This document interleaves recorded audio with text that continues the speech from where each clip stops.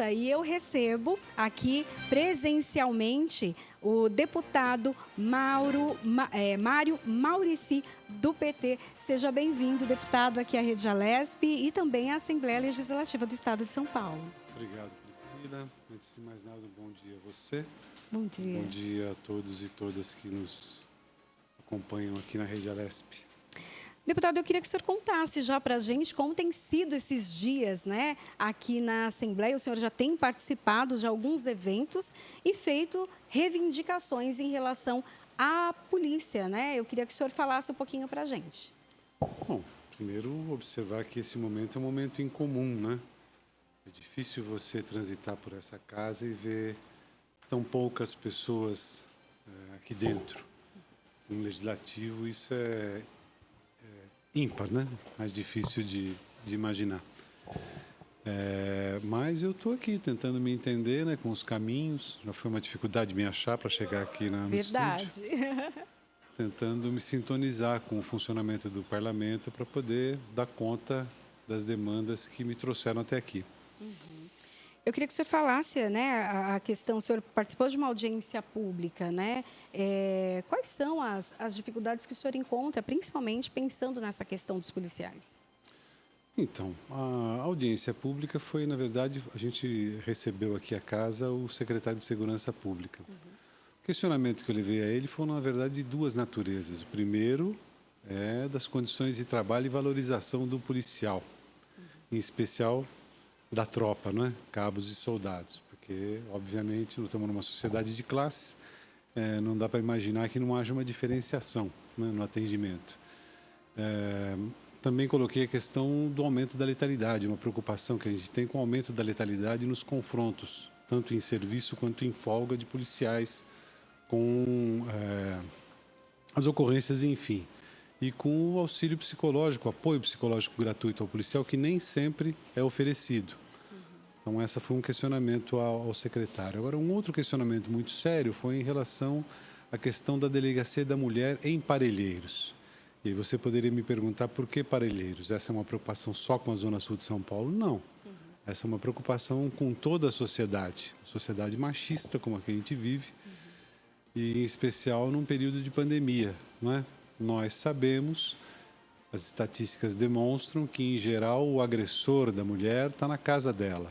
Então, você imagina o que é conviver com o medo de estar todo dia fechado na sua casa, em muitos casos, com o seu agressor, né? Nessa situação de pandemia. Quer dizer, numa situação normal, onde essa convivência podia ser só, como se só fosse pouco, nos finais de semana, ela acaba sendo todos os dias. É claro que em muitas regiões essa situação é invisível, não é? Porque os casos não são registrados, não há serviços para atender.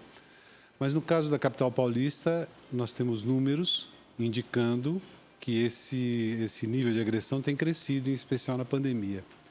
Na Zona Sul de São Paulo, a situação é especialmente grave por alguns fatores. Primeiro, as distâncias, não é? Sim. É uma região muito extensa, então as distâncias entre quem está lá na ponta de Parelheiros para chegar em Santo Amaro, onde tem uma delegacia da mulher, mais próxima, é muito grande, correto? Não é só a distância, é a dificuldade de locomoção, o serviço de transporte público. O secretário, naquela oportunidade, falou da importância de recorrer aos meios tecnológicos, as ocorrências por meio eletrônico. Muito bem. Naquela região também isso é muito difícil, porque o acesso às redes é difícil. Não dá para dizer que a internet funcione muito, o acesso à internet funcione muito bem em todo o país, mas em especial na capital, naquela região. Parelheiros, Capela do Socorro, Grajaú e mais, Campo Limpo, Boimirim. Então, o acesso não é simples. Então, coloquei essa preocupação. E se você for notar, nos números do Ibope Inteligência e outras entidades, a violência contra a mulher tem crescido, mas tem crescido especialmente na Zona Sul.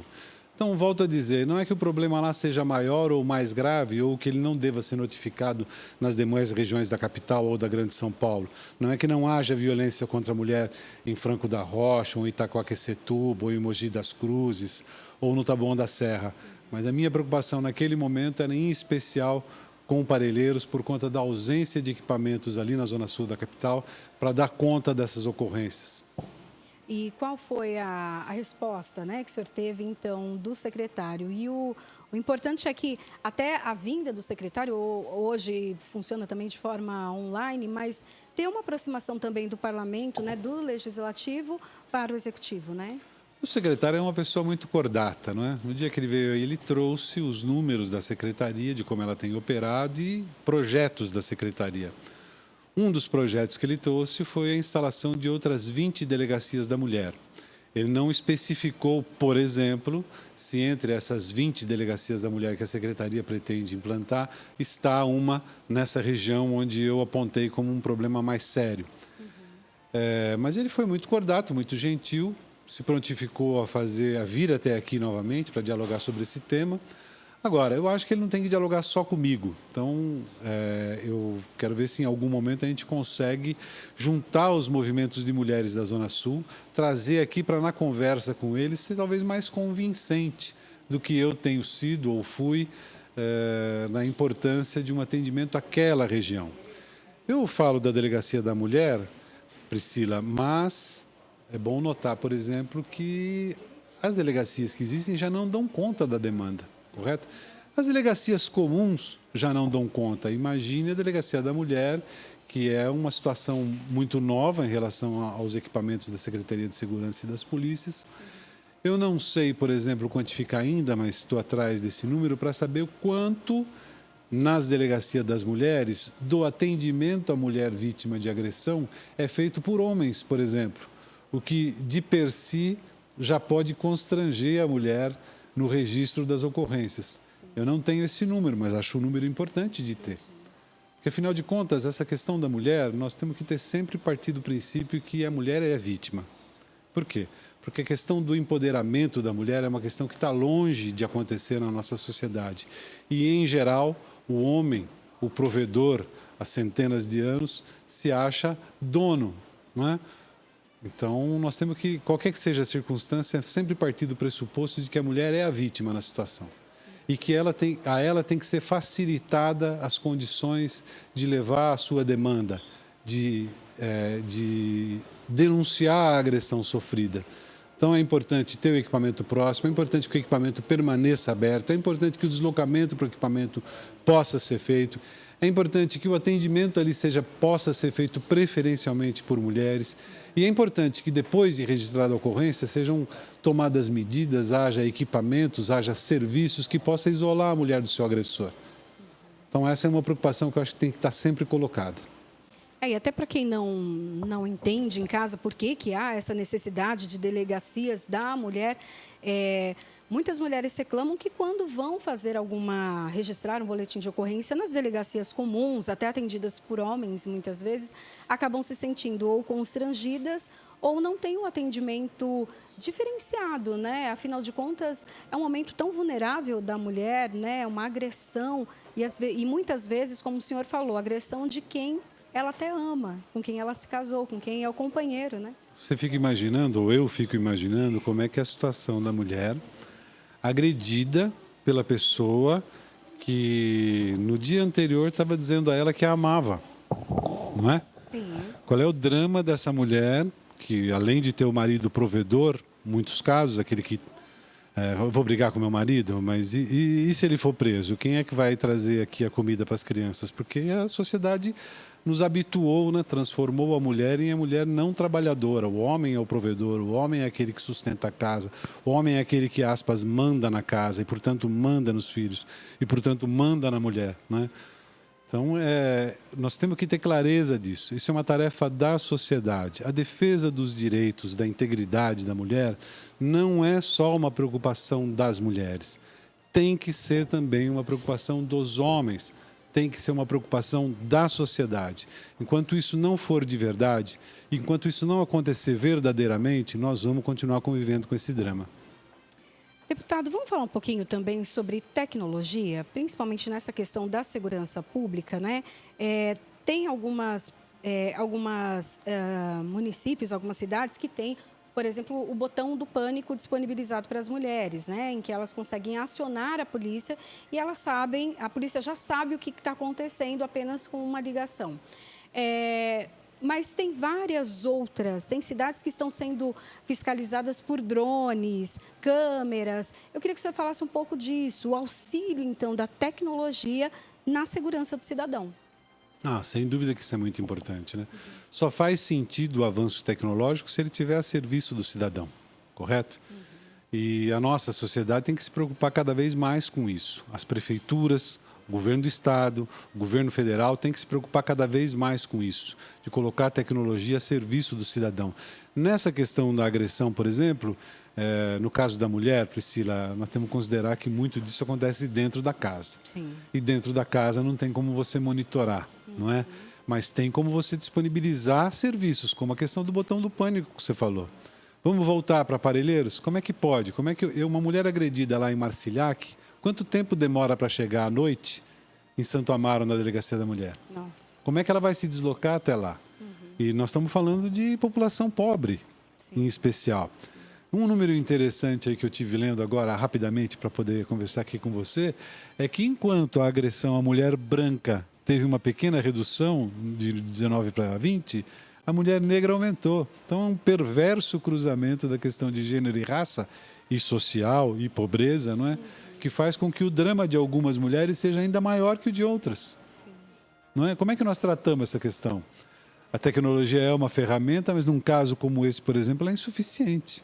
Não é? É uma questão que está enraizada na sociedade. A gente precisa lidar com isso, primeiro, conscientizando homens e mulheres, conscientizando os poderes, as instituições, de que essa é uma questão, de que não é possível no século XXI a gente admitir um grau de violência contra a criança, contra a mulher, contra o negro, contra o LGBT, contra o cidadão e a cidadã. Isso é uma questão que nós temos que extirpar da nossa sociedade. Não é uma frescurinha de direitos humanos. Não é defender bandido. Não é bandido bom, é bandido morto. Não é uma questão ideológica no sentido de disputa de direita e esquerda. É uma questão ideológica no sentido da qualidade de vida das pessoas. Homens, mulheres, gays, lésbicas, pretos, brancos. É uma questão de qualidade de vida do ser humano, do cidadão, da cidadã. No caso da tecnologia para o auxílio dos policiais, né? A gente sabe que tem várias situações. Se fala de uma agressão ou uma ação exagerada por parte da polícia. Também não existe uma contraprova em relação a isso, se foi defesa, o que foi. Eu queria que você falasse um pouco disso, a utilização, então, da tecnologia pela polícia, para ajudar a polícia também. Então, a tecnologia está disponível, Priscila. A polícia, em geral, tem condições de aparelhar os seus policiais na sua ação nas ruas. Assim como os protocolos também existem. Eu não conheço nenhum protocolo na polícia com relação à abordagem que diga que você tem que chegar batendo. Então, não é uma questão de protocolo, não é uma questão de tecnologia só. É muito mais uma questão de ideologia, de como é que o poder da sociedade sinaliza para o policial o que ele deve e o que ele não deve fazer, o que ele pode e o que ele não pode fazer. Então, quando, desculpe o governador João Dória, na campanha eleitoral, disse que vai colocar os melhores advogados para defender o policial que matou um bandido, entre aspas, correto? Ele está passando que mensagem para o policial? Que é impunidade para qualquer ação. Que fazendo um paralelo ali com o agressor, agredida, no caso do homem e da mulher, que ele, policial, pode agredir impunemente. Então, numa sociedade violenta e difícil como essa, do dia a dia, como essa que nós vivemos, é muito fácil para o policial que vive aquele momento estressante, com pouca valorização, com salários em geral muito baixos, com pouco apoio psicológico, com pouco apoio tecnológico, com uma carga de trabalho muito elevada, comprar essa ideologia, ainda que inconscientemente. Eu aqui não estou defendendo agressão, seja do policial, seja de qualquer um, ou seja do bandido, como você quer dizer, não é isso. Estou procurando compreender como é que as coisas acontecem e que tipo de ação nós temos que tomar, nós temos que fazer para evitar essa violência. Eu queria que o senhor, para a gente acabar a nossa entrevista aqui, falar um pouquinho também da sua ação. O que o senhor pretende fazer aí nesse período que o senhor tem como deputado aqui na Assembleia? Então, Priscila, eu tenho um desafio maior que os meus colegas, porque eu tenho que reduzir a minha, vamos dizer assim, a minha carta de intenções, os meus propósitos que eu construí na sociedade, que eu discuti na sociedade, para executar em 4 anos, para fazer em 2. Então, para mim, é um desafio maior.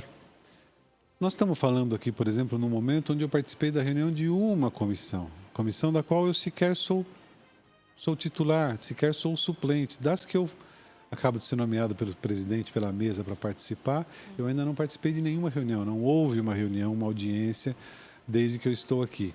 Então, eu tenho que me assenhorar, né? Me apropriar das discussões que estão sendo feitas e tudo que está sendo acumulado na casa. Não posso partir do pressuposto de que eu seja uma pessoa diferenciada, que vai trazer... Não, pelo contrário. Vou contribuir com os colegas e colegas deputados que têm representação como a minha, para o avanço das discussões aqui na casa. Eu quero me apropriar de tudo que já foi feito, de tudo que tem sido feito, na maneira como eu penso, ou de outros companheiros e companheiras que pensam de outra maneira, mas tudo isso é o acumulado que a casa tem. Então, quero me apropriar disso e assumir o desafio de, em pouco tempo, numa situação especial de pandemia, de isolamento social como essa que nós estamos vivendo, dar conta dos compromissos que eu assumi. E espero contar muito com vocês. Claro, sempre aqui é um canal aberto para que o senhor esteja presente e possa também falar um pouquinho das suas aspirações e o trabalho que tem realizado. O senhor falou algo que o senhor veio num momento de pandemia, um momento bem atípico, né? Nós já tivemos aqui na Assembleia até a vinda de outros deputados por conta de saída de um e o suplente vem, mas não num momento de pandemia, né? Então, o senhor já veio num momento atípico. O que o senhor achou do trabalho que aconteceu aqui, que foi de forma remota? E ainda acontece meio que de uma forma híbrida, né? Um pouco remota, um pouco presencial. O senhor acha que a Assembleia conseguiu manter as atividades aí nesse momento de crise? Então, a instituição está buscando caminhos, né? Isso é um momento especial, como você lembrou, para todo mundo. Todo mundo está procurando se adaptar. Eu acho que algumas lições que o parlamento vai aprender nesse período vão ser muito boas. Poderão, inclusive, ser mantidas. Outras, não tem como. Não tem como você ter um parlamento que é uma representação popular sem gente. Né? Agora, eu não era deputado, mas eu vivi momentos aqui dentro, como funcionário aqui que eu já fui, onde a casa fervia com a participação das pessoas. Isso não acontece nesse momento. Sim. Aí aumenta a necessidade do parlamentar de estar na rua, de estar na base, por meio eletrônico ou por meio físico, mas manter essa relação, porque, volto a dizer, é uma relação de representação. O mandato não é uma propriedade privada, é uma representação transitória de interesses, de desejos, de anseios de milhares de pessoas. E a gente tem que estar sempre conectado com elas. E daí o senhor acha que essa questão da tecnologia também veio contribuir aqui para a Assembleia? Veio aproximar também? Porque tem a questão, quem está aqui na capital paulista consegue chegar à Assembleia de uma forma fácil, né? Nós estamos aqui com acesso fácil, relativamente próximo a metrôs, estamos em frente aqui do Parque do Ibirapuera, mas quem está longe não, né? Quem está em outros municípios não. Ajuda também essa parte da tecnologia? Ajuda, e quero lembrar o seguinte, parlamento não é uma instituição nova, já tem centenas de anos. E não é uma invenção brasileira, é uma invenção no mundo, correto? Ele funciona no mundo todo. Funciona de maneiras diferentes. Nós temos uma maneira de funcionar aqui no Brasil, aqui em São Paulo, que é essa com a qual nós convivemos. Mas há outras maneiras. Então, nós temos que nos adaptar a esse momento de pandemia, Priscila. Não é uma coisa que acabou, correto? Nós temos que nos habituar a uma primeira pandemia, não uma última. Então, nós vamos ter que criar maneiras de conviver com situações como essa, o parlamento também. Falando aí em pandemia, né, como que o senhor se adaptou, né, nesse momento, então, de pandemia?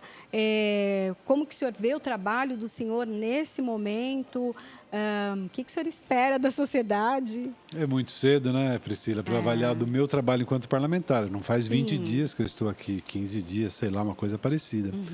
Eu me lembro que logo que eu assumi, conversando com alguém aqui da casa que me recebeu, e todos me receberam bem, inclusive vocês, alguém me dizia, o senhor vem num momento de dificuldade, porque os recursos foram cortados, as verbas de gabinete cortadas, os serviços limitados. Estava não vim num momento difícil. O momento difícil eu estava antes, quando eu não tinha o mandato. Agora que eu tenho o mandato, no mínimo eu tenho uma tribuna, no mínimo eu tenho os microfones da Rede Alesp. Sim. Então, do ponto de vista da minha atuação, melhorou muito, sem dúvida. A questão é que isso que você falou, me adaptar. Toda a sociedade está fazendo isso, o parlamento fará, eu também farei, como os demais deputados e deputadas, e cumprir o papel a que eu me propus. E tem alguns desafios já aí na manga, né? Por exemplo, votação de projetos do governo. Então, há uma discussão bem grande já aí na casa. Tem aí o PL 529, né? Que eu estou tentando lidar para correr atrás, porque a informação que eu tinha é aquela informação que o cidadão, a cidadã comum tem através da imprensa, que faz um papel importante, mas que, é lógico, é limitado, não tem a profundidade necessária para você avaliar e votar. Agora, você já percebe olhando ali que é um projeto que junta gato, papagaio, periquito, cachorro, tudo junto.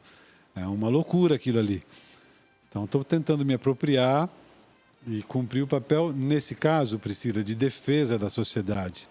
Porque, lamento, o governador não pode mandar um projeto daquela natureza, misturando tantas coisas e dificultando o debate e o entendimento dos seus propósitos. Não estou dizendo para nós, não, porque você que tem... Primeiro, você tem vivência, tem bagagem, tem legado, tem assessoria para poder se assenhorar disso.